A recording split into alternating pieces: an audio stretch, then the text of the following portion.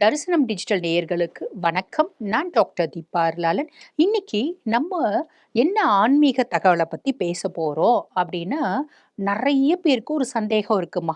என்ன அப்படின்னா, காளிய வழிபாடு பண்ணலாமாம்மா? நமங்க சமூக வலைத்தளத்துல நிறைய பதிவுகளை பார்க்குறோம். காளிய வழிபாடு பண்ணாதீங்க. அதே மாதிரி பார்த்தீங்கன்னா, வாராகிய வழிபாடு பண்ணாதீங்க. தாராவ வழிபாடு பண்ணாதீங்க. முக்கியமா உக்ர தெய்வங்கள்லாம் வழிபாடு பண்ணவே கூடாதும்மா. பண்ணா நீங்க வழிபாடு பண்ண பண்ண பண்ண அந்த தெய்வங்களுக்கு உயிர் வந்துரும். ஆக வீட்ல நடமாட ஆரம்பிச்சுடுவாங்க அப்படின்னு சொல்றாங்க. பயமா இருக்குமா அப்படின்னு நினைக்கிறீங்களா?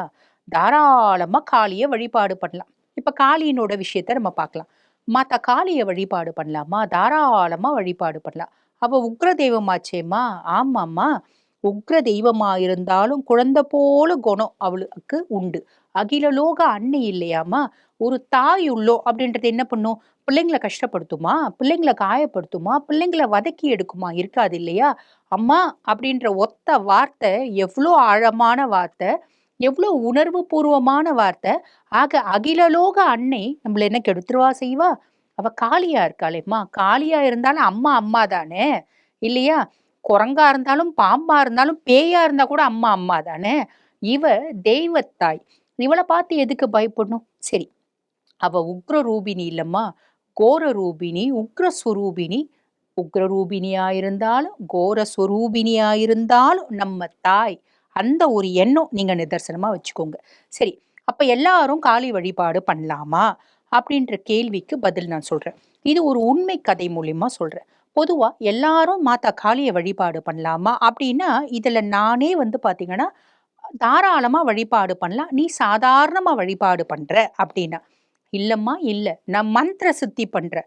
மாதா காளிய நான் நிதர்சனமா பார்க்கணும்.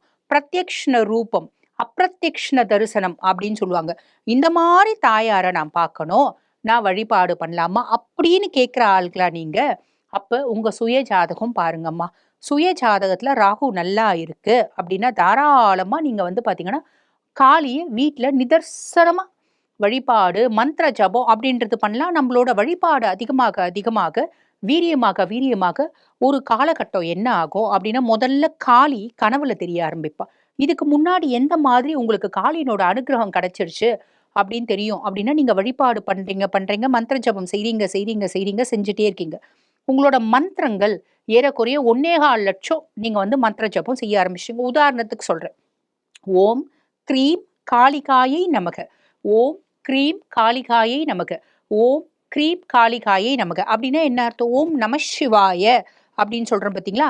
ஐ பவ் மை ஹெட் டு மா காளி. நான் தாயார் காளியை தலை வணங்குகிறேன் அப்படின்றதா அந்த ஓம் க்ரீம் காளிகாயை நமக அப்படின்றதுக்கு அர்த்தம். இந்த க்ரீம் அப்படின்றது மாதா காளியினோட பீஜ மந்திரம். இந்த மந்திரத்தை நான் ஏறக்குறைய 1,4 லட்சம் முறை சொல்லிட்டேன். ரொம்ப உருகி உருகி தாயார கும்புறேன். எப்பயுமே நம்ம மாதா காளிய கும்பிடும்போது, "அம்மா, மாயி, ஆயி, தாயே, அம்மா, அம்மான்னு கூப்பிடணும்." அப்ப அவ நம்மள நெருங்கறது அப்படின்றது சட்டுன்னு நெருங்கி வந்துருவா. இது நிதர்சனமான உண்மை. சரி, இந்த மாரி நீ ரொம்ப ஆத்மார்த்தமா வழிபாடு பண்ற, மந்திர ஜபம் செய்ற, மந்திர சித்தி பண்ணணும்னு நினைக்கிற, பூமி சாயா அப்படிம்பாங்க. நான் இது வந்து ஒரு தாந்திரிகவாதியா, ஒரு மாதாஜி ஆவணும், ஒரு குருஜி ஆவணும், 4 பேருக்கு நல்லது செய்யணும். என்னோட ஆன்மீக தேடல் வந்து ரொம்ப ஜாஸ்தி இருக்கு. நான் தாயார பார்க்கணும்னு ஆசைப்படுறேன். இப்படியெல்லாம் பண்ணணும்னு நீங்க நினைக்கிறீங்க அப்படின்னா, இந்த மாதிரிலாம் பண்ணலாம். பண்ணும்போது ஒரு குரு வேணும் கண்டிப்பா. ஏன்னா நெறைய விஷயங்கள் இருக்கு இதுல. அப்ப பூமி சாயா அப்படிம்பாங்க. எந்த இடத்துல நீ மந்திர ஜபம் செய்றியோ, அதே இடத்துல ஒரு துணி போட்டு படுத்து தூங்கணும். அந்த துணி அகைன் நீ என்ன சுவாமிய கும்புறியோ அத பொறுத்து. இப்ப மாதா காளிய கும்புடுற அப்படின்போது நீல வஸ்திரம் போட்டுட்டு படுத்து தூங்கணும். தலையணை போடக்கூடாது. பூமி சாயா தான் இருக்கணும். தாம்பத்தியத்த தவிர்க்கணும். ஏன்னா நீ மந்திர சித்தியில இருக்க. நான் சாதாரணமா கும்புடுறேன். நீ அதெல்லாம் பண்ண வேண்டாம். நீ குடும்பத்துல இருந்து சாதாரணமா நான் தினம்தோறும் அம்மாவ கும்பிடுவேன். தாராளமா கும்பிடலாம். சரி. இப்ப நீ இந்த ஒரு உயரிய பக்தி, உயரிய ஒரு சித்தி, மந்திர சித்தி வரைக்கும் நீ போற அப்படின்னா, கண்டிப்பா உங்களுடைய சுய ஜாதகத்துல ராகு நல்லா இருக்கணும். ராகு நல்லா இல்லன்னா என்ன ஆகும்? சுய ஜாதகத்த ஒரு முறை அனலைஸ் பண்ணணும். ராகு நல்லா இல்ல அப்படின்னா, நான் இதுக்கு ஒரு கதை சொல்றேன்.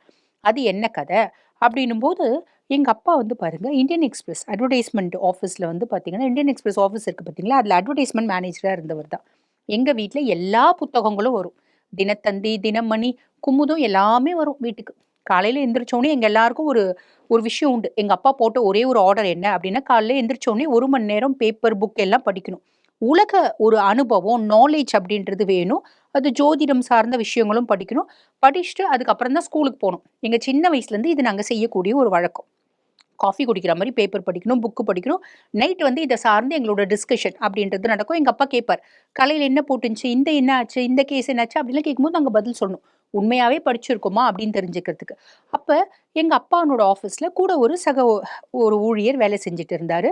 அவரோட அப்பா வந்து பாருங்க, காளி மேல ரொம்ப பாசம் அவருக்கு. அவரு எங்க அப்பா வந்து ஆன்மீகத்துல ரொம்ப வந்து நாட்டம் இருக்கவரு. 25 வருஷம் சபரிமலை போயிருக்காரு. ஸோ, அவர்கிட்ட இந்த மாரி நெறைய விஷயங்கள் எங்க அப்பா கிட்ட கேட்பாங்க. அப்ப எங்க அப்பா கிட்ட கேட்டிருக்காரு. "அ ஏன்பா நான் வந்து மாதா காளிய கும்பிடணும், அம்மாவ கும்பிடணும். அதுக்கு ஏதாவது ஒரு மந்திரம் சொல்லு." அப்படின்போது எங்க அப்பா ஒரு சில மந்திரங்கள் சொல்லியிருக்காரு. "இந்த மந்திரத்த நீங்க தினம்தோறும் பாராயணம் பண்ணுங்க. பொதுவாவே மாதா காளிய எப்ப வழிபாடு பண்றது அற்புதமான பலன்கள, உன்னதமான பலன்கள குடுக்கும்." அப்படின்னா, அந்தி சாய்ந்த பின்னாடி, சூரிய அஸ்தமனமான பின்னாடி வழிபாடு பண்றது அப்படின்றது அதீத நன்மைகள குடுக்கும்.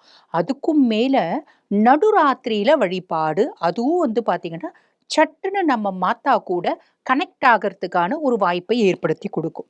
சரி, நான் முன்னமே சொன்ன மாதிரி, உங்களோட வழிபாடு ரொம்ப தீவிரமா இருக்கு அப்படின்னா, கண்டிப்பா உங்க சுய ஜாதகத்த அனலைஸ் பண்ணணும். ராகு நல்லா இருக்கா அப்படின்னு பார்க்கணும். ஆக, எங்க அப்பா வந்து பார்த்தீங்கன்னா, அவரோட நண்பரோட தகப்பனார் கேட்டிருக்காரு. கேட்டதுக்கு எங்க அப்பா வந்து பார்த்தீங்கன்னா, மந்திரத்த சொல்லியிருக்காரு. அவரும் மந்திர ஜபம் செய்ய ஆரம்பிச்சுட்டாரு. அவருக்கு மாதா காளி மேல எந்த அளவுக்கு பாசம் அப்டின்னா, "அம்மா, அம்மா, அம்மா" இந்த விஷயம் எங்க அப்பா தான் சொல்லியிருக்காரு. "அம்மா, தாயே" அப்டின்னு சொல்லி இப்ப நானே கூட மாதா காளிய கும்பிடும்போது, "அம்மா, தாயே, மாயி, ஆயி" அப்டின்னு கும்பிடுவோம். இதெல்லாம் வந்து பார்த்தீங்கன்னா, அம்மான்றது வேற வேற லாங்குவேஜ்ல நம்ம அம்மாவ கூப்பிடுறது. அப்ப அந்த மாதிரி தாயார் வந்து பார்த்தீங்கன்னா, எப்பயுமே அம்மா, அம்மான்னு கூப்பிடும்போது சட்டுன்னு நம்ம கூட கனெக்ட் ஆயிடுவா, அப்படின்றது நிதர்சனமான உண்மை. அப்ப அவரு என்ன பண்ணுவாரு, கும்பிடும் போதெல்லாம், "அம்மா, அம்மா நான் சொல்றத கேளும்மா, உன் புள்ளைய பாரும்மா, என்ன நான் சொல்றேன் கேளும்மா, கேளும்மா, அம்மா, அம்மா" அப்படின்ற மாரி கும்புறது ஒரு வழக்கமா இருந்திருக்கு. ஒரு முறை என்ன பண்ணியிருக்காரு, அந்த மாரி இவரோட வீரியம் வந்து அதாவது வழிபாட்டினோட வீரியம் அதிகமாகுது, மந்திர ஜபம் அதிகமாகுது. 1,50,000க்கு மேல போயிடுச்சு. 1,50,000 2,00,000க்கு மேல போயிடுச்சு. "அம்மா நான் சொல்றத கேளும்மா" அப்படின்னும்போது ஒரு குரல் கேட்டிருக்கு. சொல்லு" அப்படின்னு. அந்த ஒத்த குரல் 100 சிங்கங்கள் கர்ஜிக்கிறா மாதிரி இருந்துச்சா அந்த குரல். இப்ப இவரு இந்த வார்த்தை சொல்லும்போது, இவரு வேண்டும்போது அவங்க ஹால்ல உட்கார்ந்துட்டு இருக்காங்க. ஒரு சாதாரண ஒரு சிங்கிள் பெட்ரூம் வீடாட்டம் இருக்கு. ஒரு பூஜை ரூமு, ஒரு சிங்கிள் பெட்ரூம் வீடு, ஒரு ஹால் அவ்வளதான். அப்பா அவங்க அதாவது எங்க அப்பானோட ஃப்ரெண்ட் அந்த அங்கிள்னோட அந்த தாத்தாலாம் வந்து பார்த்தீங்கன்னா, ஹால்ல தான் படுத்துப்பாரு. பூஜை ரூம்ல அவரு கும்பிடுறாரு. வெளிய அந்த அங்கிள் உட்கார்ந்துட்டு இருக்காங்க. அப்ப அவரு சொன்னதுக்கு, சொல்லு" அப்படின்னு ஒரு குரல் கேட்டது இவங்களே கேட்டிருக்காங்க. யார்ரா அது திடீர்னு இப்படி கத்துறது? கர்ஜிக்கிற மாரி இருந்துச்சா? சொல்லு." வெளிய இருக்கவங்களுக்கு அது கம்மியா கேட்டிருக்கு. அந்த பூஜை ரூம்ல அவரு வேண்டியிருக்காரு பார்த்தீங்களா? அவருக்கு பயங்கரமா கர்ஜனையா கேட்டிருந்திருக்கு. அப்ப அந்த குரல கேட்ட க்ஷணத்துல, கேட்ட மாத்திரத்துல அவர் அப்படியே ஆயிட்டார். சித்த பிரம்ம புடிச்சு போச்சு. சித்த பிரம்ம புடிச்சு, அதுலருந்து அவரு மீண்டே வரல. பல வருஷம் ஆச்சு மீண்டே வரல. அதுக்கப்புறம் இப்ப அவரு என்ன ஆனாரு? ஏது தெரியாது. புரியுதுங்களா? இது ஏன் அப்டின்னா, அப்பயே எங்க அப்பா சொல்லியிருக்காரு. "அப்பா ஜாதகத்துல வந்து ராகு நல்லா இருக்கு அப்டின்னா ஓகேப்பா. இல்லப்பா எனக்கு கும்பிடணும்னு ஆச.